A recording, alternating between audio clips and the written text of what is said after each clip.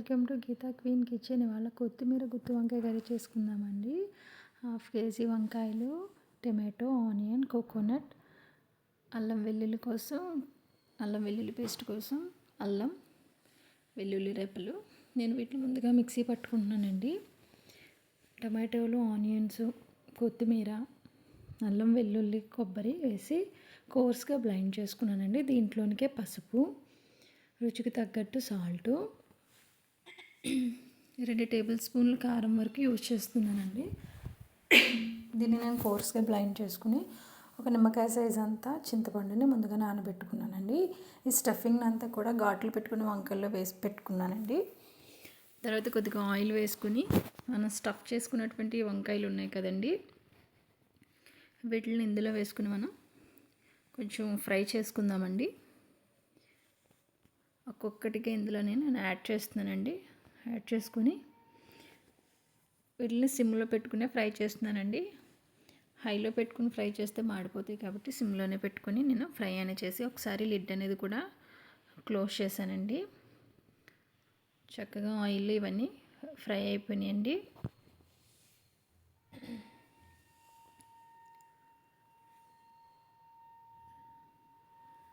చక్కగా ఫ్రై అయిపోయిన తర్వాత వీటిని ఒక ప్లేట్లోకి తీసేసుకుంటున్నానండి.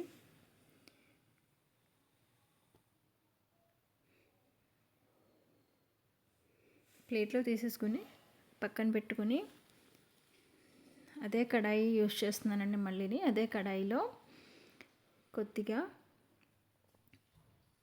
ఆయిల్ యాడ్ చేస్తున్నానండి. ఆయిల్ యాడ్ చేసి దీంట్లో కొద్దిగా నేను మసాలాలు ఏమీ కూడా యూస్ చేయట్లేదండి. కొద్దిగా లవంగం, 3 లవంగాలు, 1 యాలకులు, చిన్న చెక్క, జీలకర్ర, ఒక బిర్యానీ ఆకు, వీటిని వేసి కొంచెం ఆయిల్ మాత్రమే వేసానండి. ఎందుకంటే ఆల్రెడీ వంకాయలు ఫ్రై చేసాం కాబట్టి ఆయిల్ కొంచెం సరిపోతుంది. మనం పేస్ట్ చేసుకున్నాం కదండి కోర్స్గా, దీన్ని కూడా ఇందులో వేసేసి పచ్చివాసన పోయేంత వరకు ఒకసారి మనం ఫ్రై చేసుకుందామండి.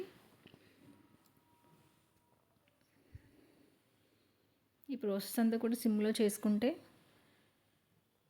చక్కగా మాడిపోకుండా ఉంటుంది. చూసారు కదండి, ఆయిల్ అనేది కూడా పైకి మనకి తేరుకుంటుంది. ఇలా అయిన తర్వాత మనం ముందుగా ఫ్రై చేసుకున్నటువంటి వంకాయలు ఉన్నాయి కదండి, వాటిని ఇందులో వేసేసుకుందామండి.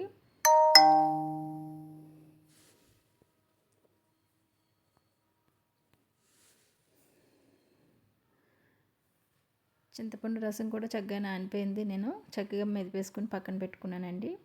ఒకసారి ఇదంతా కూడా ముక్కలకు పట్టేట్లు కలిపేసుకున్నాను. కలుపుకున్న తర్వాత ప్లేట్లో పెట్టుకున్న కొంచెం ఉంటే దాంట్లో వాటర్ వేసి కడిగేసి అందులో వేసానండి.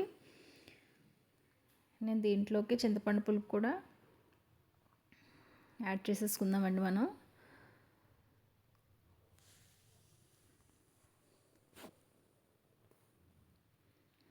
యాడ్ చేసుకుని ఇంకా కొంచెం వాటర్ పడితే నేను కొంచెం వాటర్ కూడా యాడ్ చేశానండి ఇందులోని.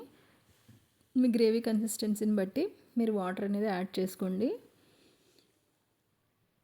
ఈ కర్రీని మనం చపాతీలోకైనా వెజిటేబుల్ పులావ్లోకైనా చాలా బాగుంటుందండి.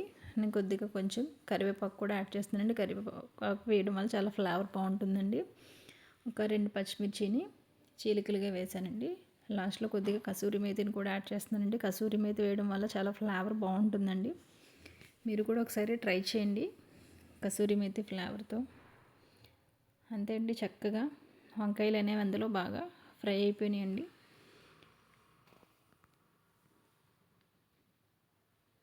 మీరు కూడా ఇంట్లో ట్రై చేయండి.